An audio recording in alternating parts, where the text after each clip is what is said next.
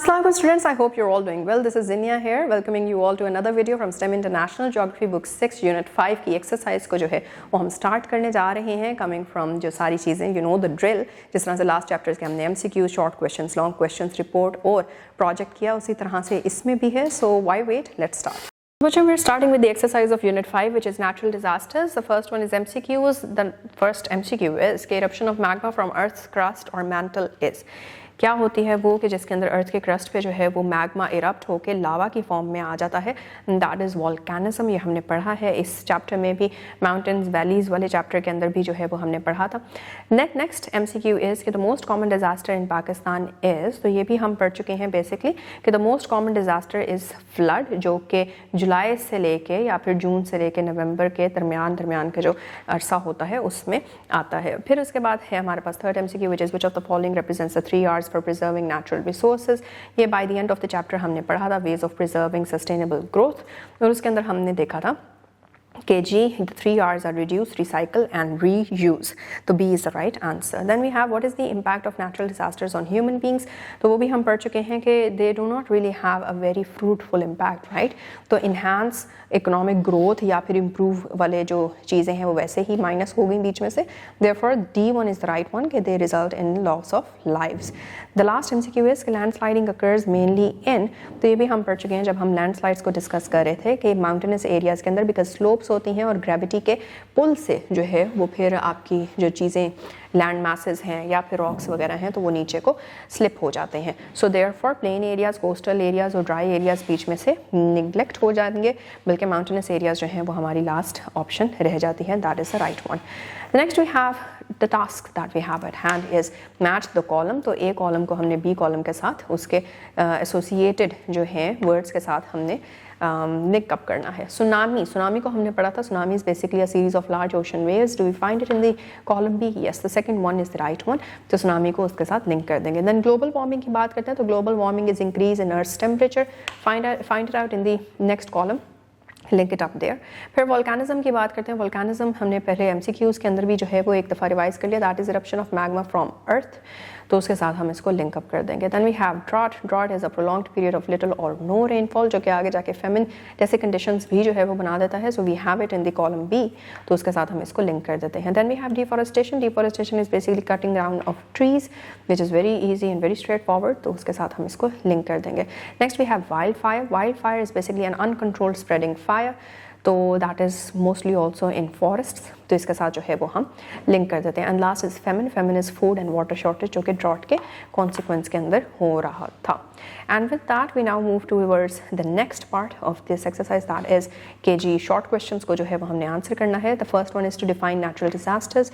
Natural disasters की definition हमने page 70 पे सब टॉपिक 5.1 के अंदर फर्स्ट पैराग्राफ के फर्स्ट सेंटेंस के अंदर पढ़ी है, उसको रिवाइज करके वही आंसर जो है वो यहाँ पे आता है। Then we have write 2 impacts of earthquake, तो जहाँ पे हमने अर्थक्वेक का पढ़ा था दैट वाज ऑन पेज 71, सब टॉपिक 5.1 डी पार्ट के अंदर हमने अर्थक्वेक को पढ़ा और उसके इम्पैक्ट्स को भी पढ़ा कि किस तरह से जो है वो सिर्फ और सिर्फ इंसानी इम्पैक्ट ही नहीं होते बल्कि अदरवाइज इन्वायरमेंटल इम्पैक्ट्स भी होते हैं, तो वो सारी चीज़ें यहाँ पे लिखी जा सकती हैं, कोई भी दो जो आपको सही लगे।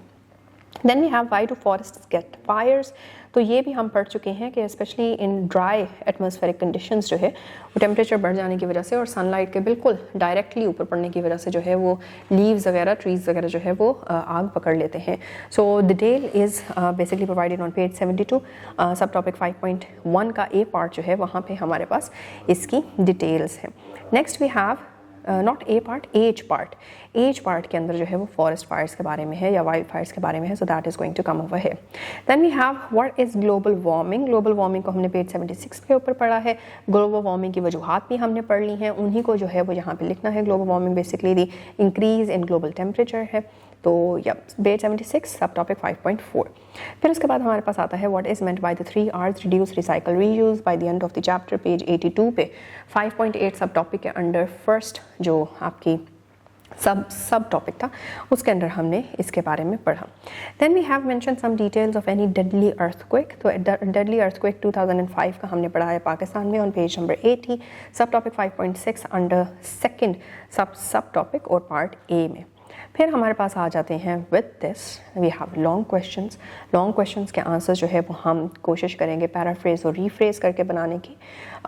इसके जो बेसिक रेफरेंसेस हैं वो मैं आपको बताती जाऊंगी। What do you know about natural disasters, right the effects of any 3 natural disasters in detail. Natural disasters के बारे में हम ऑफ कोर्स स्टार्टिंग से ही पढ़ रहे हैं, पेज 70 से लेकर 73 तक हमारे पास नेचुरल डिजास्टर्स की डेफिनेशन और फिर डिफरेंट नेचुरल डिज़ास्टर्स के बारे में डिटेल प्रोवाइडेड है। उसमें से कोई भी 3 के जो है वो हमने इफ़ेक्ट्स जो हैं वो डिटेल में लिख देने हैं। Second question is what are the secondary impacts of natural disasters.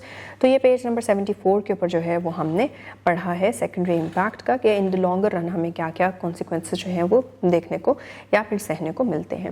Next, why developing countries are more vulnerable to natural disasters. तो उसमें हमने देखा कि पेज 75 के ऊपर 5.3 सब टॉपिक के अंदर हमें सारी की सारी वो वजूहात बताई गई हैं जिसकी वजह से डेवलपिंग कंट्रीज़ के लिए ज़्यादा मुश्किल होता है नेचुरल डिजास्टर से कोप करना। Next, we have provide a comprehensive explanation of how various human activities such as mining are responsible for natural disasters।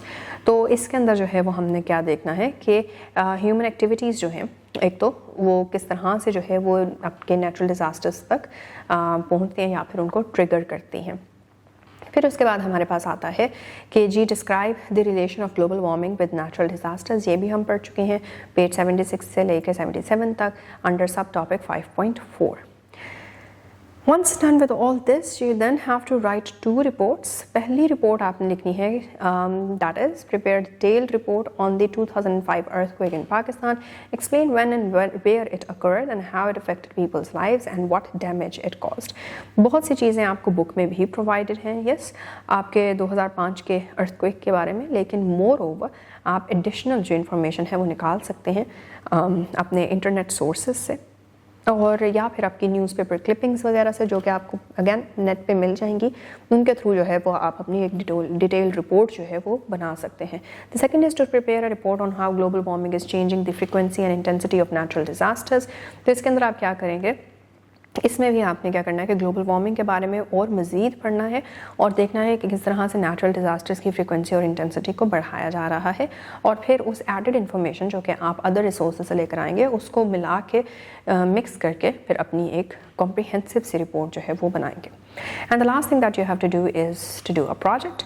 So prepare a project to explain what a flood is, identify prone areas in Pakistan and describe safety measures to be followed before, during and after the flood. क्या करना है एक project में आपने, इस project के अंदर आपने सबसे पहले तो ये एक्सप्लेन करना है कि फ्लड होता क्या है, फिर पाकिस्तान के वो कौन से एरियाज हैं जो कि फ्लड प्रोन है, मतलब वहाँ पे फ्लड का आना इज़ एट अ मोर या फिर वो areas are at a more risk of being flooded, और फिर साथ ही साथ सेफ्टी मेजर्स कौन से हो सकते हैं जिनको फॉलो करके आप फ्लड के नेगेटिव कॉन्सिक्वेंसेस से या फिर डैमेज से बच सकते हैं, और उससे पहले जिसमें अर्ली वार्निंग सिस्टम्स आ जाते हैं, फॉर इंस्टेंस ड्यूरिंग के किस तरह से जो है वो आपने प्रिपेयर्डनेस वाला पोर्शन यहाँ पे आ जाता है, और फिर आफ्टर द फ्लड जिसके अंदर रिकवरी वाली चीज़ें आ रही थी, ये चीज़ें किस तरह से जो है वो आप बेहतर तरीके से कर सकते हैं। And with that we are done with this exercise.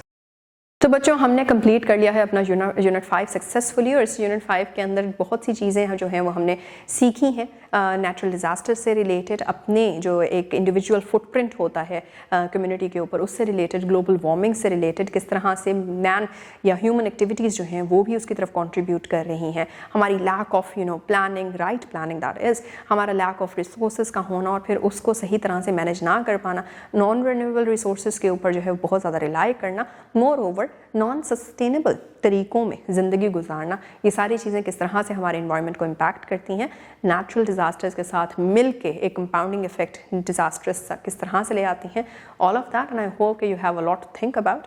We will now meet in the next video with another chapter of this particular book, so till then take care, अल्लाह हाफ़िज़।